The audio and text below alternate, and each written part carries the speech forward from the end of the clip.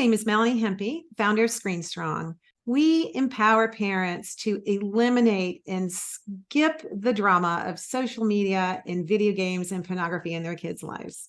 And you're listening to RYM's, the Local Youth Worker Podcast. One, two, three.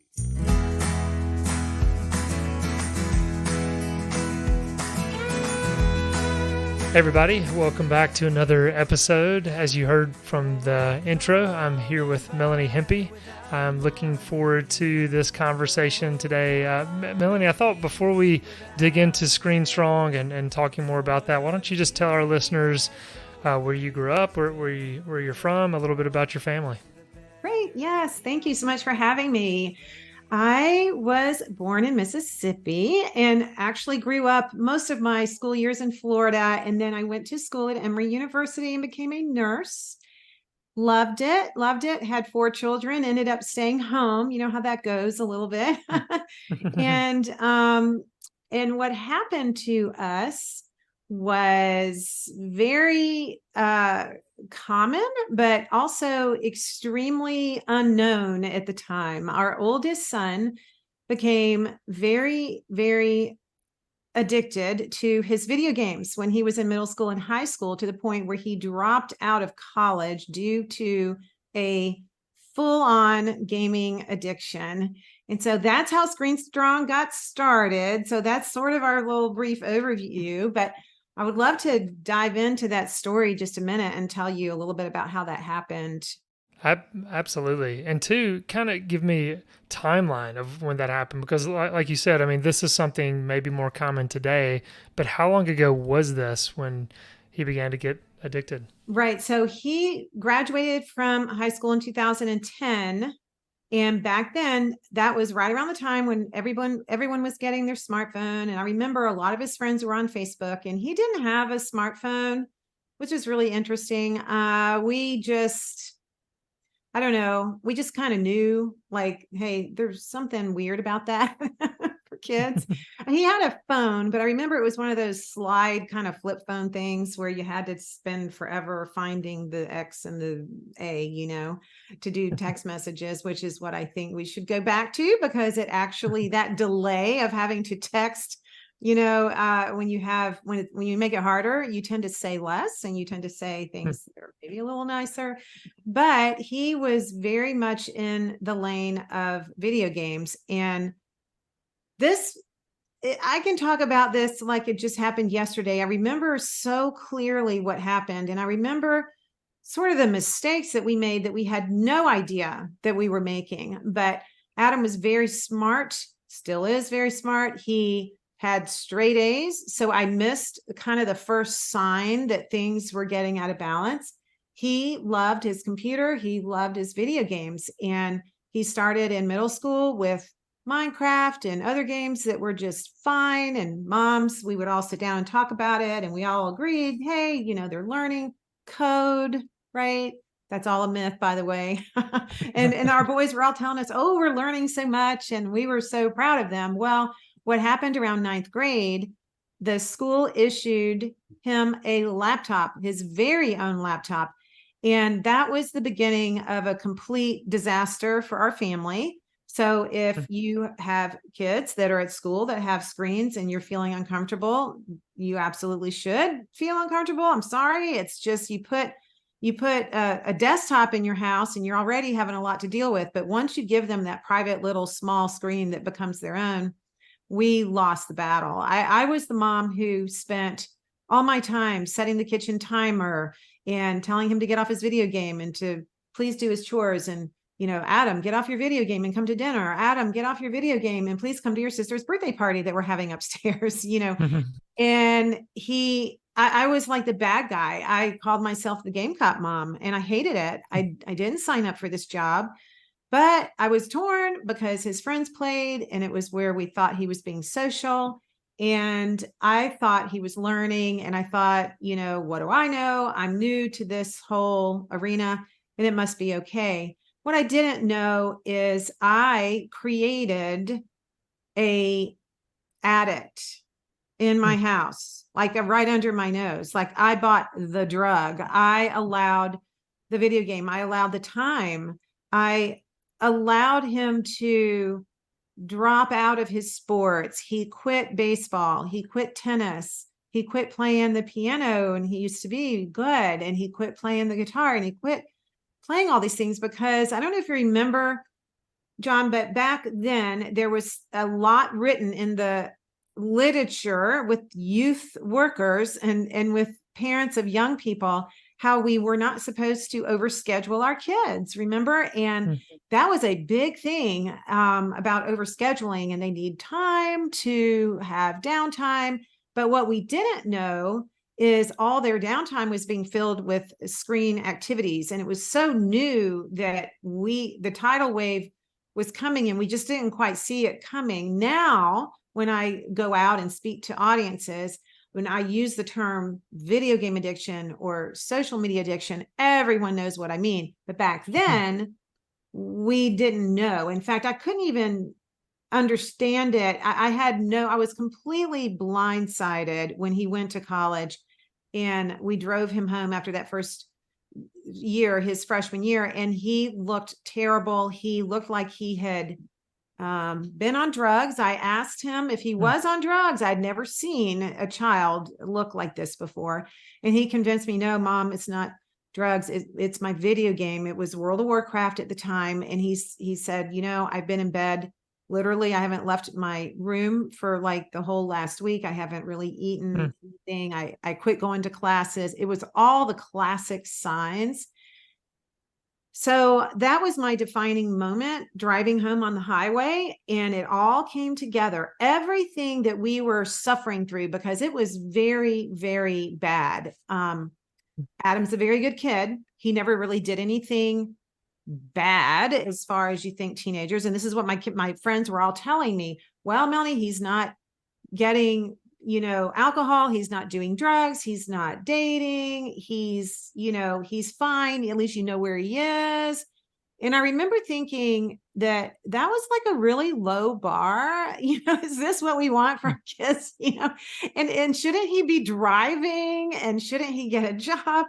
And they're like, no, at least where he is, and he's not getting in trouble. Well, little did I know he was getting in a lot of trouble online, because I, for one, was not a gamer, and I didn't know what his games entailed. And one of my first recommendations to parents is play what your kids are playing, get in there, know exactly what they're doing, because you don't know. If you haven't even been in touch for the last 5 years, you have no idea what the games are today.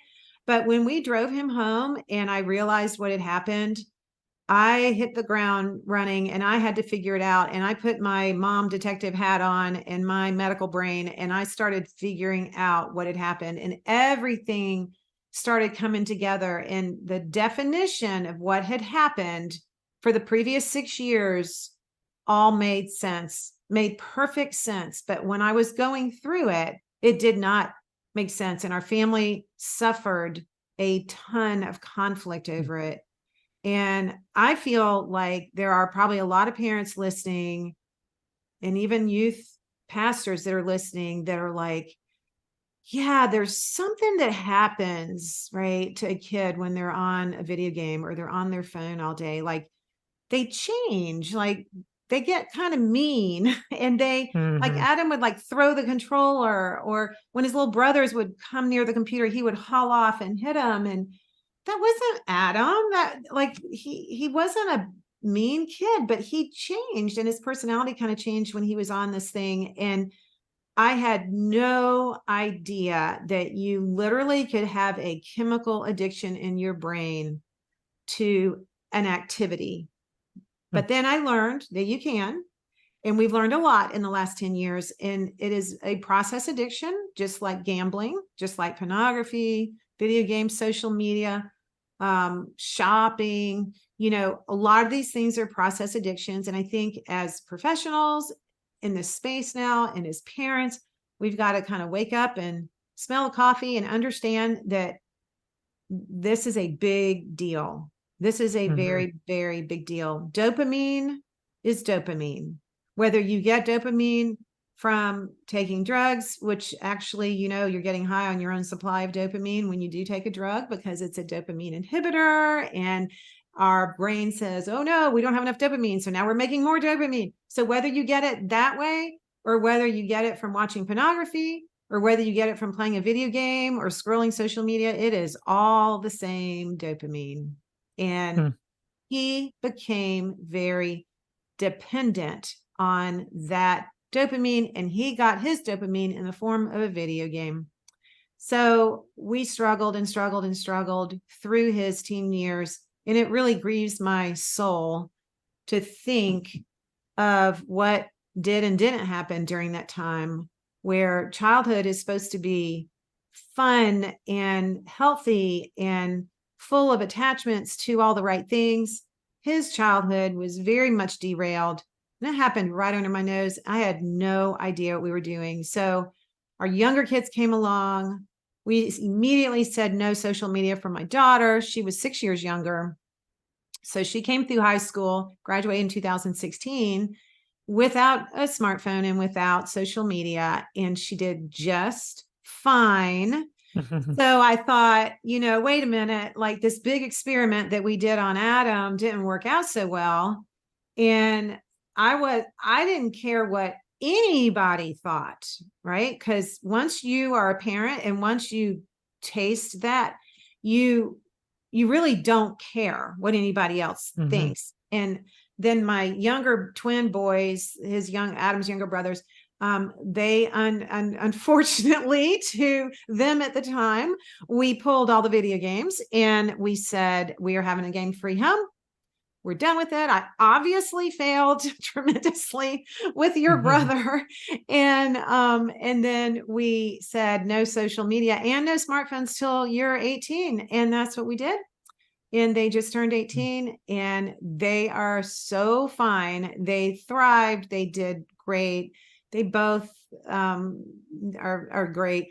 And so I put together a little booklet, one about the video game situation and one about the smartphone, and started ScreenStrong. And I just had to have a way to talk to parents about this and try to not tell everybody it's this way or the highway. That's not what our goal is. Our goal at ScreenStrong is to educate about the science of things that are happening with your kid physically, mentally, emotionally, spiritually, all the things that are happening in their brain, and then make a really good decision about what works for your family. But we wanted to say, you can do this without the traditional cultural norms. Like you can go countercultural. And we are not a screen-free organization at all, but we are very, very much in favor of skipping toxic screen use, which is video games, social media, and pornography. Those are the three areas we spend the most time. And when parents figure out what we figured out in our house, that you can truly skip those parts, your life will forever change. Your kids will love you. You think that they will hate you. They don't. And everything about your life will change. Even if you have young kids right now and you think there's no way this will happen under my roof. That was me. I thought there was no way. I thought I knew what was happening. I could find, the missing shoe that was stuck in the van if nobody could find it. Like I had my pulse on everything in our house, and we missed this. We completely missed it. So that's why I get up every morning and talk to parents about what to look out for, what the warning signs are, and what your options are. So yeah, and I'm really looking forward to digging into that a little bit. I mean, the warning signs, some other things. First, just thank you for sharing that personal story. I know we're about to take a break before we dig into more about ScreenStrong. Can you give us an update on Adam now? You said this happened in 2010. Here we are, 2023, yes, 23. Absolutely. And I love that you asked that. So we immediately started trying to figure out what to do, right? He came home. He said, Mom, I'm not going back to school. And you have to realize he was a wreck. He was just a wreck. And that's like a whole nother thing. You would probably really enjoy interviewing him one day on your show. So I did what every parent who doesn't know what to do does. I mean, I had this teenager that we thought we had launched, right? And he was back at home on my sofa with his hoodie playing video games. And I thought, oh my gosh, this is so not going to work. So I called the military, and we had an Army recruiter come to the house, and I told him that Adam loved to play Call of Duty and all of the games. And so he loved to shoot guns, and he would just love to join the military. And I mean, my mom friends couldn't believe I was doing this. They were like, what did you do? I'm like, oh, no, you don't understand. Something has to happen in his life so he can reset his brain and he can start over. So little did I know, but that actually was the very best thing for him and his brain. For 14 weeks, he had a detox. It was called basic training. He had 14 weeks of no electronics. He didn't, as he says, I didn't even have my own underwear. I had, everything issued to me. And so for 14 weeks, he had a chance to be physically active every day, to follow a whole nother set of things to do, to have a lot of exercise, of course, and not play video games. And I know it sounds kind of crazy, but there are treatment centers now where you can pay tens of thousands of dollars to do the same thing. But at the time, there was only one treatment center, and I didn't even know about it. So he went into the military. For 5 years, he served. He went to Iraq. He came back and he did finish school. So, and we are actually extremely proud of Adam. He has graduated from law school and has passed his bar. So his life had, I don't know, a little detour, if you will, but he is back on track because we figured it out. Because if we had not figured it out, I'm not sure that he wouldn't still be in my basement playing video games. I'll be honest with you. So that's where he is now. So yeah, that's awesome. He speaks for our organization, and he just says, Mom, share everything you can about my story. If just one family is saved from all that pain, it's worth it. So we love Adam, and it was tough. It was super tough. And there's scars and there are things that still, come up, but he's doing well, and he did launch. So.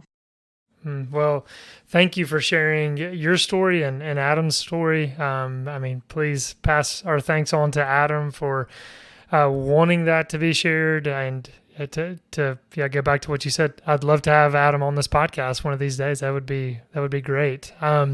Look, let's take a quick break, and then we'll get back and talk a little bit more about ScreenStrong.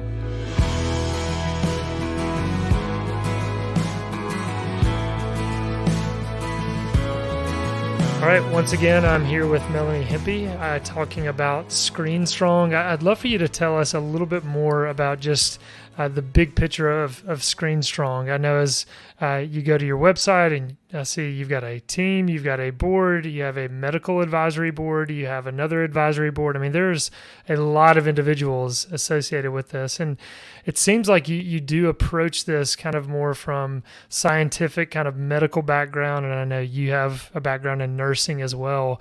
Maybe just kind of give us that picture of ScreenStrong. Great. I felt like, that's a great question.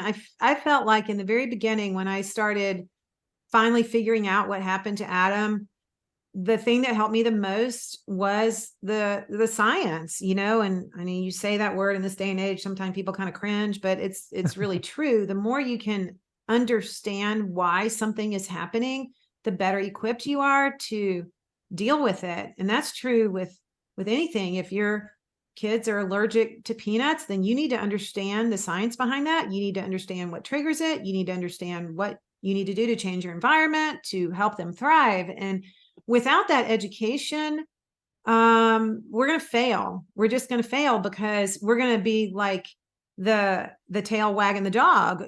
Culture is going to just kind of wag us all over the place. So we have to figure it out. And so our goal with ScreenStrong is not to present all the latest parenting opinions around how to manage screens in your house, because there are many. And every time I turn around, there's another person who is claiming to be a screen expert. And Maybe they were writing blogs about recipes and crock pots, last year, but now they're a screen expert. I'm like, no, we have to bring this back to the data. You have to understand some of the physical things, the emotional things, the social things, all the things about teen brain development in order to really figure this out. So I could talk to you today, and I could say, I really believe that skipping social media and video games and pornography is our goal. And that should be the thing that all of our teenagers should do. And that will solve all the screen problems.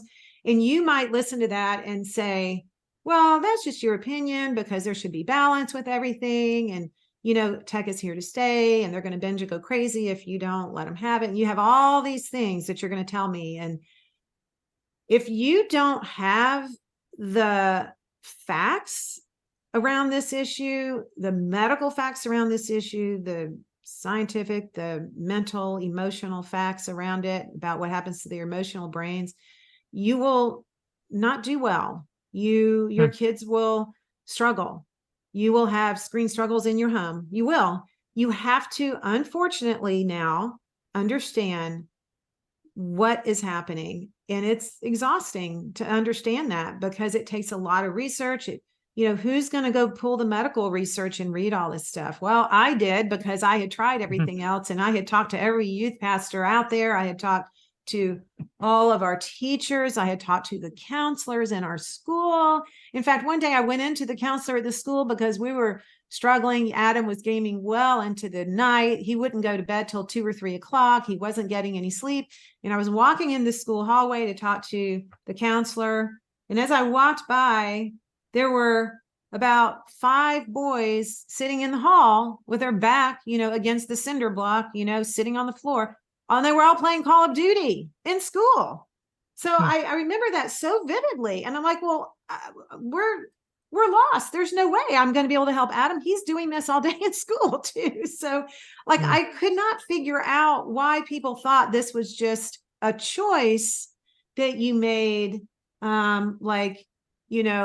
smoking. So if you want, it's kind of very similar to smoking. So you could smoke back in the 60s and 70s and nobody thought anything of it. And we all thought it was fine. It's just a choice. And we built smoking patios on the high school, because, you couldn't tell a teenager not to smoke, for crying out loud. And then all the research started coming in. It took 30 years, right, for everybody to get on board. But all the research started coming in to say, guess what? This smoking thing is hurting our lungs and it's causing cancer. And you think of all of the people that died, unnecessarily, because they just didn't know.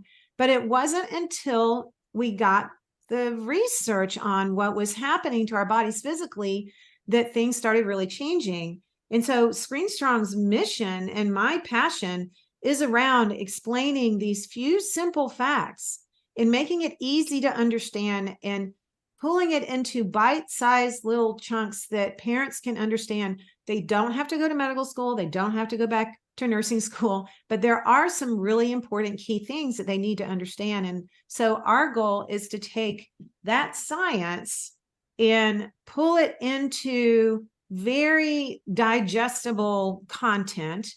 And we do this through our parent course. And then we're just releasing our student course because it's our most requested piece of education. And I'm thrilled that it's finally here, that we have broken down the science even so your middle school kid can understand it. So you can sit down with a student course and with your child, and you can go through 8 lessons, and they're beautiful lessons. There's a lot of art. It looks like a graphic novel, so your kid will stay engaged.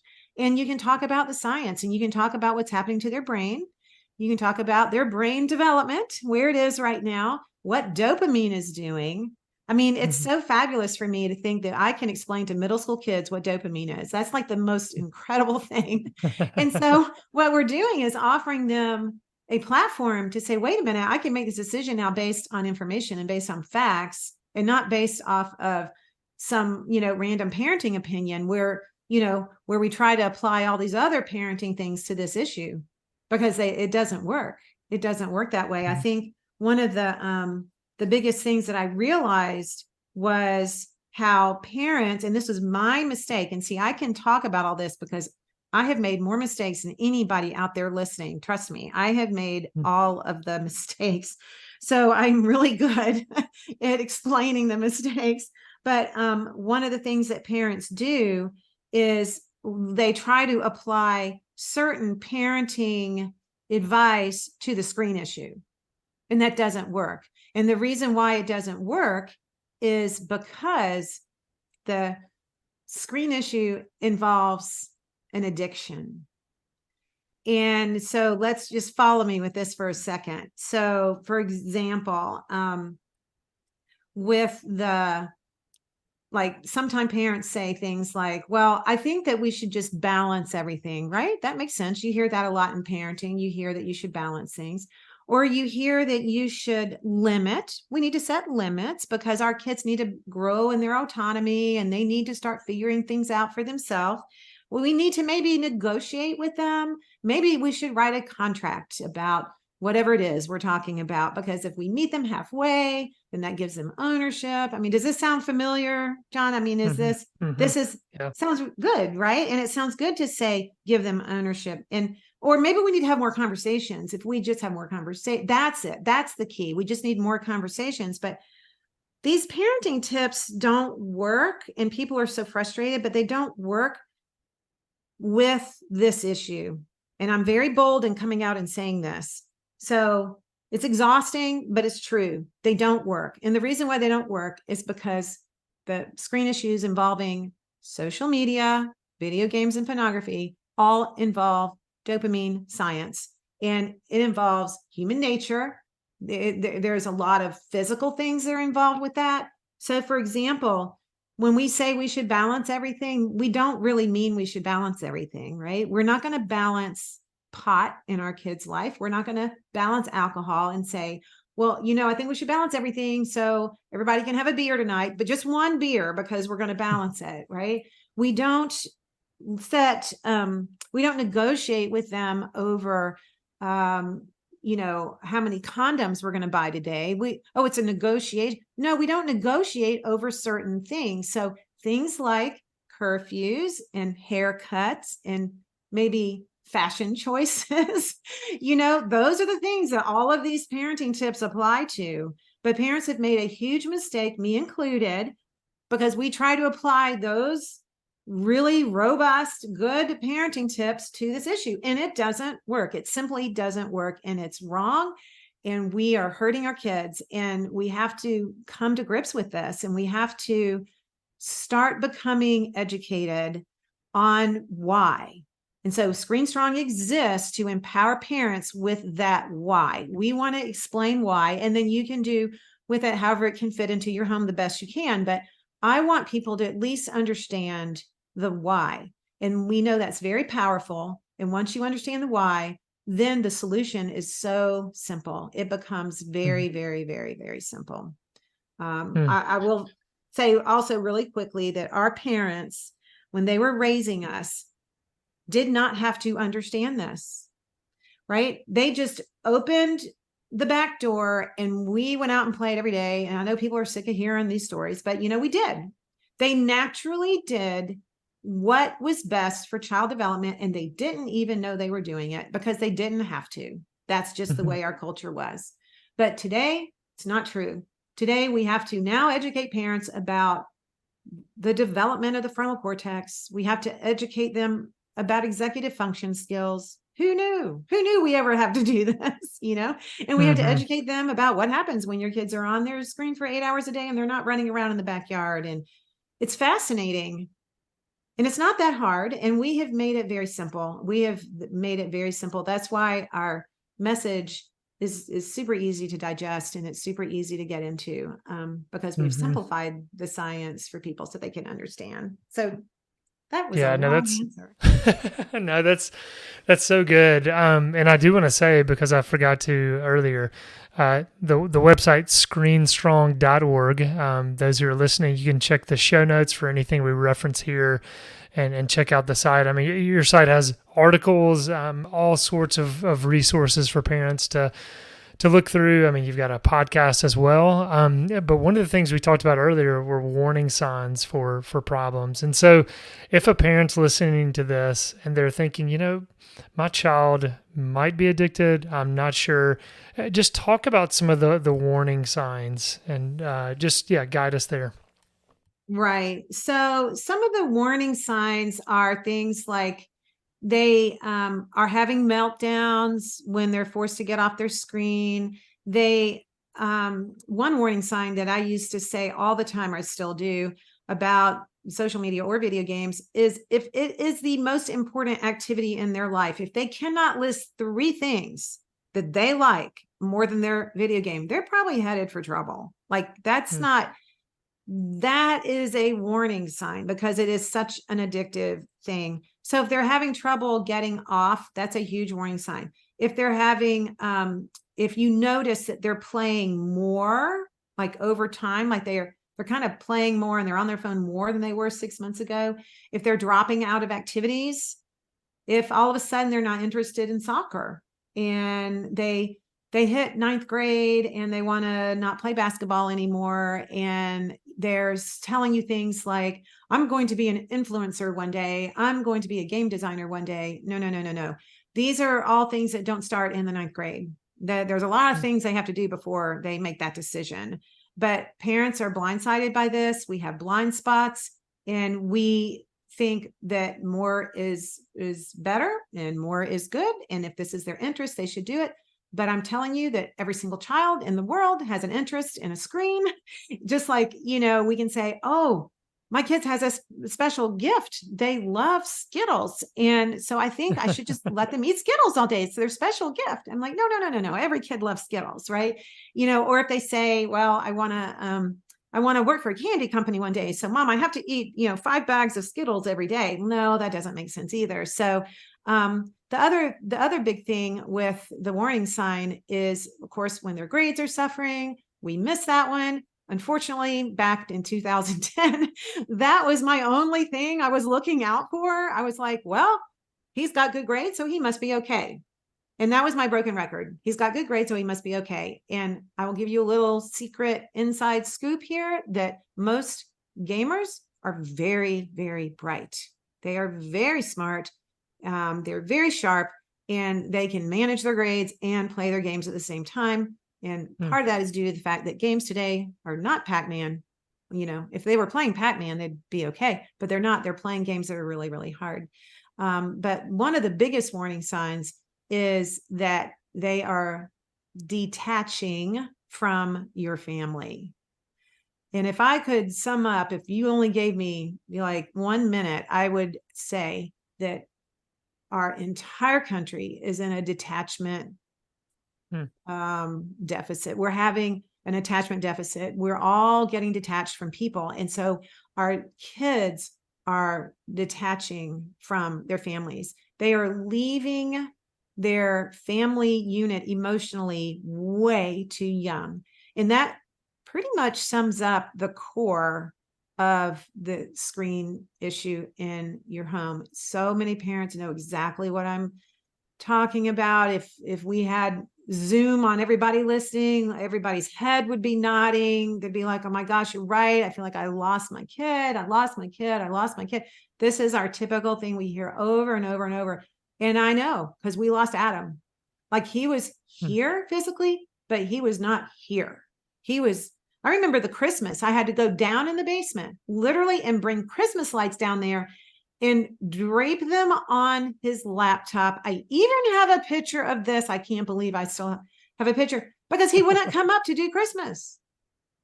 He left our family and he traded his screen for our family. That became his family. And that is like the biggest warning sign. But John, what you'll hear from experts is you'll hear, from youth experts, you'll hear, well, this is normal. It's normal for them to leave and start to not like anything that you're doing, And yeah, part of that is normal, but it is not normal for them to detach and replace their screen time. So all of those are warning signs. Most of them are kind of, I don't know, they're kind of hard to figure out. If your If your kids are anxious, if they're stressed, you want to immediately take them to a counselor. You want to immediately find out all the things that may be happening, when in fact, what you might try is doing a detox for 30 days, seeing if it helps, seeing if spending more time with them, so simple and it's free, Hmm. seeing if that starts to turn their mood around a little bit. But we are so quick to jump to medications, to jump to doctors, and I'm not saying that kids don't need that, but I'm saying that we need to be really mindful of these warning signs, and we need to understand why this is happening when they are on their screens. We have to understand that we don't have an option anymore. We don't Hmm. have a choice. We have to understand this. We have to understand what's happening. Yeah. No, and Melanie, earlier you were talking about the toxic screens. I mean, or the toxic, I don't know if you labeled it toxic screens, but I mean, pornography, obviously, social media, video games. I'm just assuming there are plenty of parents listening to this, and when they hear you say no social media, they just think, well, that's impossible. There's no way we could raise a child today that will not have any access to social media. I'd love to just respond to that, or what you might say to people like that, because you're saying you're not anti-screens, or you're not even ScreenStrong isn't screen free at all, advocating for that. But how do you try to convince people that social media is a concerning thing for their child? So that's a great question. And like I said, I'm not, I may or may not be able to convince anybody, but what I'm going to tell you is the facts. So social media was not designed for children or for teenagers by any stretch of any imagination out there. This product was designed for marketing. It was designed to make money for big companies. Now they figured out that of course they can make money off teenagers because who can't, right? Because teenagers, their brains are not developed yet, right? Their frontal cortex isn't there. They don't have reasoning. They don't have self-control. And I'm not dissing teenagers. I've had 4 of them. We love them. They're wonderful, but it is their stage of development that they're not able to withstand the persuasive design. You and I can't even withstand it, for crying out loud. I have to take the notifications off my phone. Otherwise, I'm going to be distracted all day long. So first of all, it was not designed for teenagers. So why in the world do we put teenagers on social media? This is just a big picture look at what the science around this says. So I want everybody to think of social media as a big trash dump, like the city dump. So every day we're allowing our kids literal access to the city dump. Might they find something good in there? Sure, they might find that somebody threw out a pair of perfectly good tennis shoes that they could wear, right? But the chances are pretty darn high that they're going to find a lot of trash. And I remember the first talk I went to when I was green behind the ears, trying to figure out what was happening. And I went to this talk, and it was about middle school. And the speaker got up, and she had a slide, and it had knives, and they were bloody. And I'm like, what the heck are we talking about? And she said, well, this is middle school. Your kids are on social media. They're going to get cut. They're going to get hurt, and your job is to be there to catch them when they fall and all this. And then she said, and you're going to end up in the ER with, the figuratively speaking, the bloody knife. And I'm like, whoa, wait a minute. Why do my kids have to be on social media? By the way, I did that thing with my son where I let him on video games, and it went completely haywire and out of control. So that's when I just realized our kids do not have to be on social media, but if they are, you have to expect lots of pain, lots of suffering, lots of scars. Will they get cut? Yes, they will. Will they die? Maybe not. But I just interviewed a mom this week whose son committed suicide because of the bullying on Snapchat. It is out there. It is real. So social media is there, just like alcohol is there, but our kids don't drink. Drugs are out there, but our kids don't do drugs in the dose that would be harmful for them. We could say that you could fly an airplane, but teenagers don't fly airplanes usually. There's certain things about social media that are good, but it's not for teenagers. And we have to stand up for our kids. because we're giving them access to something that they're not ready for, that they're going to get cut, they're going to get hurt. And you could come back and say, well, this is the world we live in. And you're absolutely right. And I believe that for 48 months of high school, that our kids don't need to get cut and they don't need to get hurt. And when their brains then are more developed by the time they reach 18, they're not adults yet. Okay. If you know the brain science, you know it's not really till 25 till that final connection is being made in the frontal cortex. And you start to become wise in the sense that you can associate your actions with outcomes and you can plan ahead better. But until then, John, it is 48 months. It is not that long. And so then by the time they get on social media, when they are 18, you know what? They use it very different. You use social media very different. And I would venture to say everyone listening uses social media very different than you would have used it if you were 15 or 14 or 12 or 10 for crying out loud. It is the world we're living in, but it can wait. And there's a lot of things that we believe that can wait for that, not just ScreenStrong, but there's a lot of things that you wouldn't agree that your kid has to do. So that's the honest truth around it.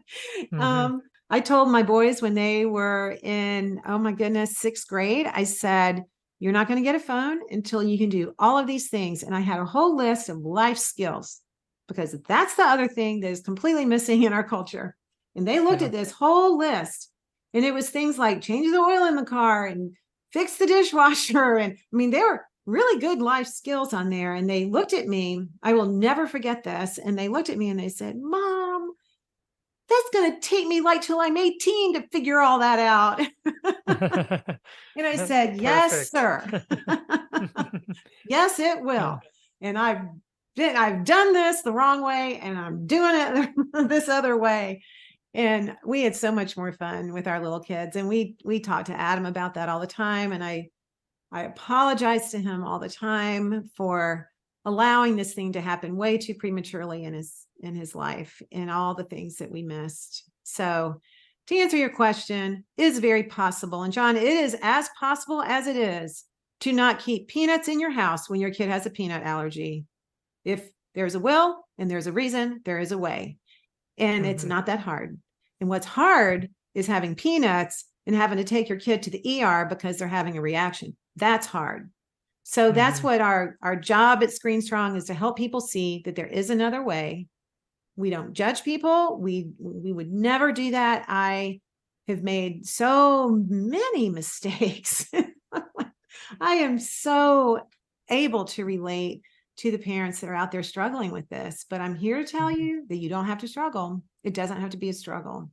And I think we have about 16,000 people right now in one of our Facebook groups that are all detoxing. They're trying to take things away because that's really hard to do. Once you give it to them, it's hard. It's not impossible. But they unanimously all come back and say, this was so much easier than I thought. Now, the first 2 or 3 weeks, no. It's not easy. But once you relieve that pressure and just start extracting the pieces of our screen culture that are really hurting our kids, life is so much more calm. Everybody's just happier. Self-esteem, of course, is better. They're healthier on every measure. John, when you think about how we measure success with kids, every single measure is better. They have more exercise. They're getting outside more. Their grades usually are better because they have more time. They're not as stressed. They have closer friendships because they're having to spend more time in person. Their relationship with you, the parent, is better because there's more time to talk. They are more confident in their life skills and their social skills. They're much more confident looking at people in the eye. And actually, they are more interesting. You know, when Adam talks about his childhood, he really has no stories to share. Oh, remember the day when I played Call of Duty for 5 hours with Will? Well, no, we don't really remember that day. But Andrew and Evan have lots of stories. So I would just ask you to think about that. Think about beginning with the end in mind. What do you want to have your kids say about their childhood? Do you want them to say, oh, we argued about screens all the time. Oh, we fought all the time.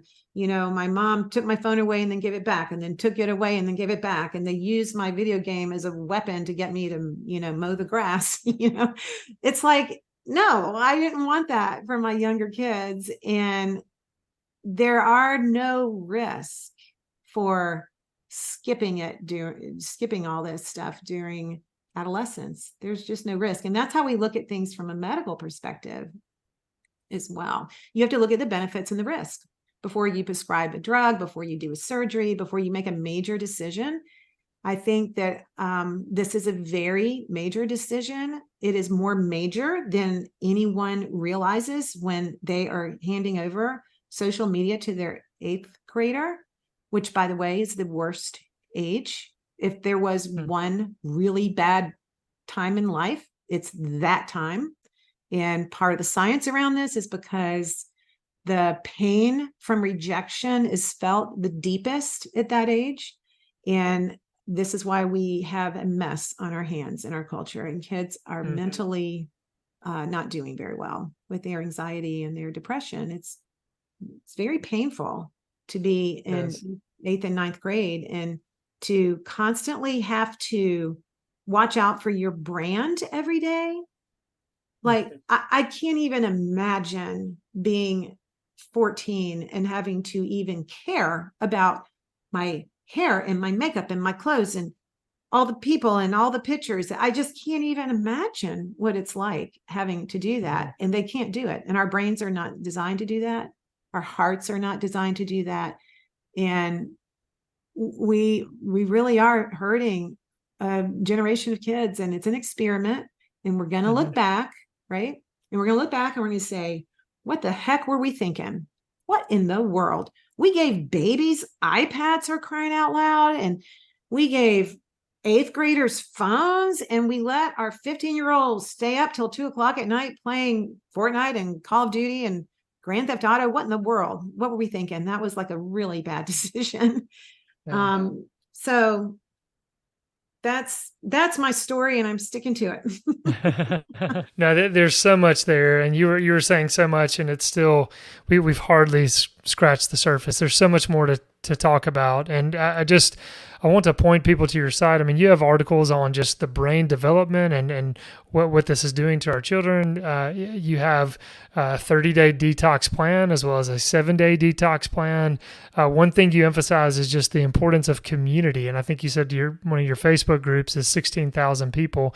On your website, I know you can join the ScreenStrong community, because so much of this, I know parents feel like they're crazy because everyone else is doing this, and to live countercultural just makes them feel alone and insane. And so for them to have a community of people who are doing the same thing is such a strengthening thing. So Melanie, look, just thank you so much for all that you're putting into this. Again, screenstrong.org. I want to point our listeners to that, but kind of final word, Melanie, anything I just said with any of that you want to point people to?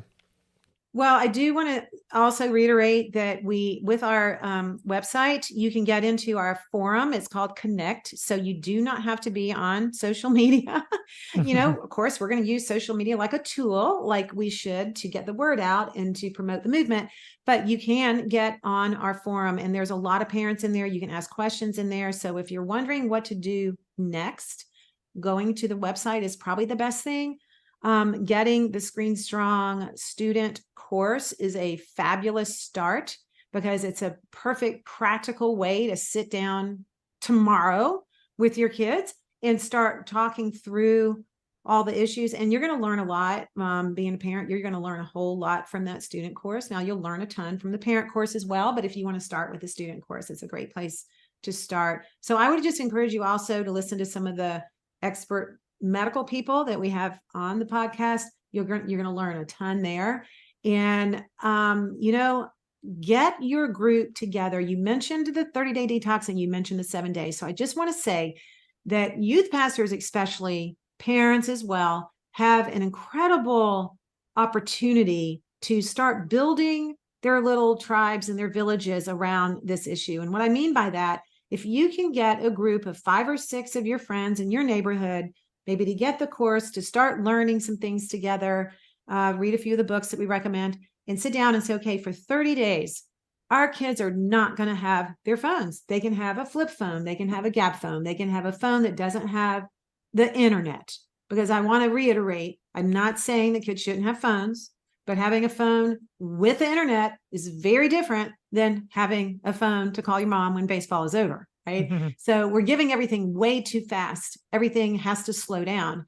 So you want to get a little group together of your kids and their friends to say, hey, we're going to do ScreenStrong, and we're going to do it for 30 days. And we're going to do it at youth group, and we're going to promote it there, and we're all going to have fun, and we're going to plan these certain events that we're going to do during these 30 days. And we're going to give our kids a taste of life without being tied to their phone. John, can you imagine what it'd be like for us to take a break? Wouldn't that be nice to take a break, from our phone? But we're going to give our kids this gift. And then for the 7-day, that's through our student course. And when the schools buy this in bulk, is what happens is your school can get the student course. So your whole 6th grade can do it, your whole middle school can do it, or the whole school can do it.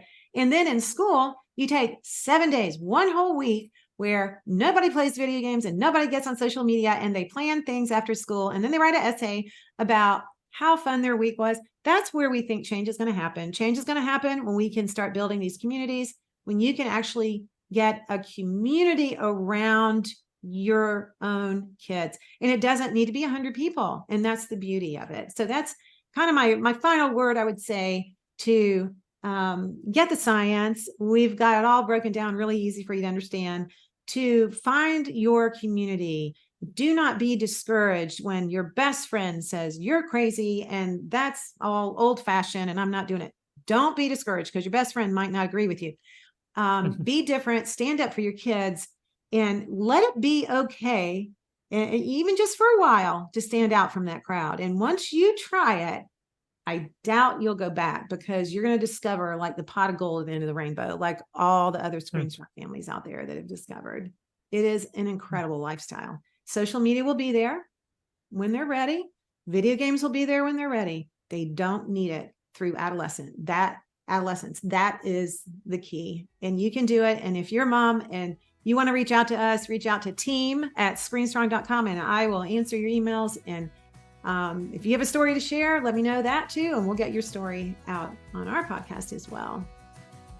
Melanie, look, thanks again for just sharing your story, your family, and then starting ScreenStrong and being such an advocate for this. So thank you so much for your work. Come and buy without money. Oh, come and feast without pay. For the King has opened his banquet hall to the beggar, the outcast, and the slave. For the King has opened